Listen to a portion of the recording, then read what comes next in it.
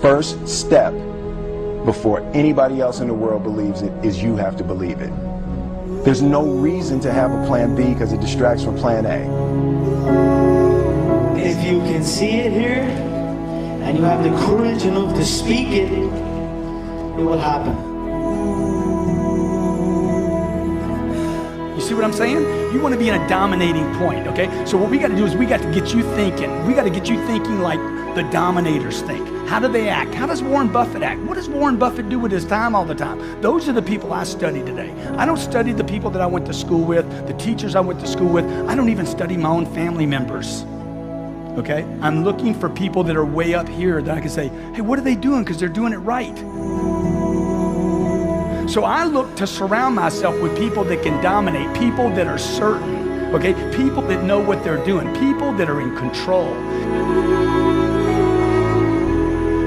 You know, if you don't surround yourself with other dreamers, here's what I know. If 9 of your friends are broke, you're going to be the 10th one. That's it. If 7 of your friends smoke, you're going to be number 8. If you stay with that circle of friends, you've got to surround yourself with like-minded people. See, stop telling your big dreams to small-minded people.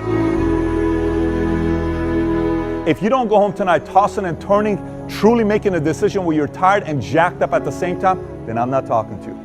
Weird things happen to people when you make a decision. My mom wanted me to be a truck driver because that would mean I would make $24,000 a year if I went to Truck Masters, and that would be twice what my father made. And she thought that would happen, but something inside of me said, I don't want to drive a truck. There's something else that matters more to me, and I decided I was not gonna go for money instead of passion. And the rewards have been pretty amazingly better than being a truck driver. It's not bad being a truck driver, it's just not what I was after. And I look back, and one of the things that helped me was my original teacher, Jim Rohn, who's a personal development speaker. I went to hear when I was 17. He said something the first time I heard him, and he said, you know, it's really simple. If you want life to change, you got to change. If you want life to be better, you've got to get better. It's the only way it happens. And luck will show up for people and to leave them. But if you're constantly improving who you are and what you give, game over.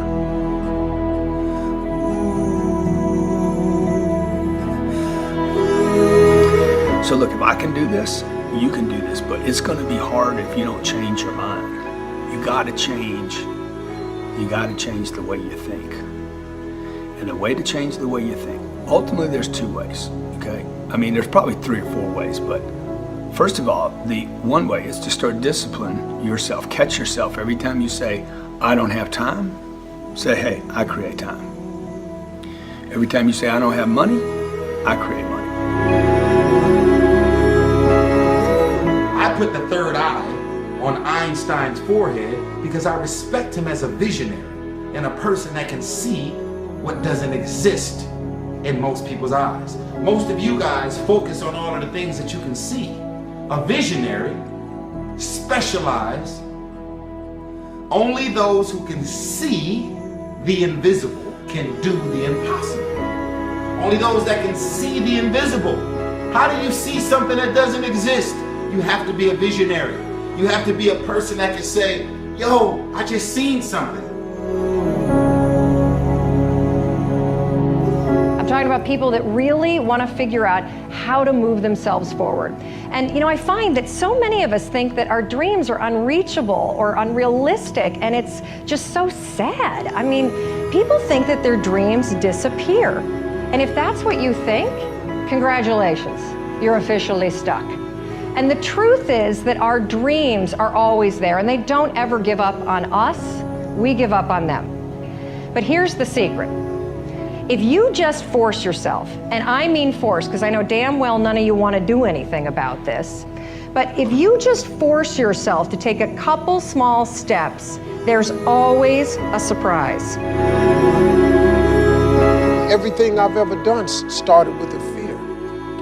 That fear of having a dream, and that fear of, oh, I can't dream that, you know, I'll never be able to do that. Right. You know, it was important to know that, yes, you can have that dream, but you have to know, honestly, what it's going to take for you to achieve that dream. And so then I came up with the quote, and it goes for everybody, all genders, all races. You know, don't be afraid to close your eyes and dream, but then you have to open your eyes and see the reality of what it's going to take for you to achieve that dream. And a lot of people, they kind of see, whether it's musicians or athletes or entertainers or even just successful people, but they don't understand the thing that it takes for them to get to the point that they've gotten. And you know, that's why it's a very important quote to me, and I think it, you know, it has inspired people, and it inspires me every day. See, this is what people do. They set a target. You remember when you were a kid and you set targets that were big, giant, had nothing to do with reason? They were giant, right? And then you had some difficulty getting to it, and somebody said, what? Dude, your goals are unrealistic. You need to drop your goals down. And add 40 years and end up with nothing. Certainly not congruent with your potential. How many believe you have more potential than you're going for right now? Dude, it's way up here. It's beyond what you're going for. So you want to set it here. I want to set my targets up here. I never lower a target. Never, ever. That's my target. I'll fail on my target. My whole lifetime I might fail on that target, but I won't let it go.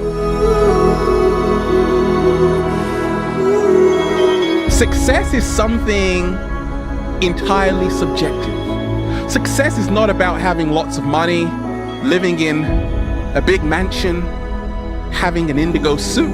Absolutely not. That's part of it, but it's not the whole of it. You see, success is when you attribute value to things that matter to you.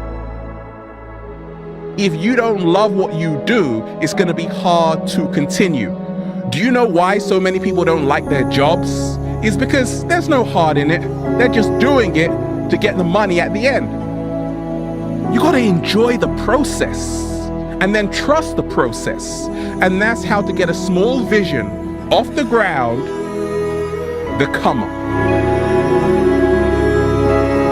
I was very, very lucky to find it, you know, when I was 7 or 8 years old, and you know, and fortunately, my children have found their passion. One son loves farming like nothing else. One son loves music like everything else, and all three of them love philanthropy and what they get to do. You're lucky in life when you find it, and you can't guarantee you're going to find it in your first job out. But I always tell college students that come out, I say, take the job that you would take if you were independently wealthy. You know, you're going to do well at it. Passion often is linked with purpose. What I love to do is often what I should do. We have been created within us the capacity to have things that we enjoy greatly, and a lot of times there is a definite relationship between what I am in love with and what I should be doing. We are created and wired in such a way that passion and purpose many times comes together, and passion is the great energizer. Once you have passion, you have energy. If you got the energy and you go, I don't know where to start, throw a rock, and where that drops, start there. Talk to the next person. Just take massive action and keep changing. If you want to speed up the result, you find someone who's already getting the result you want. They've lost 30 pounds. Do what they did. They have a relationship that's passionate 20 years later. Let's figure out what they're doing. That's the way that you do it.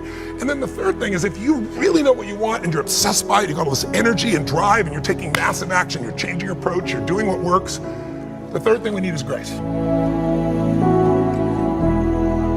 Whatever you move toward, if you move toward success, success seems to start coming your way. So figure out what you could do to make the move, to begin the early qualifications and then sustain the qualifications, and success is yours and health is yours and all valuable things.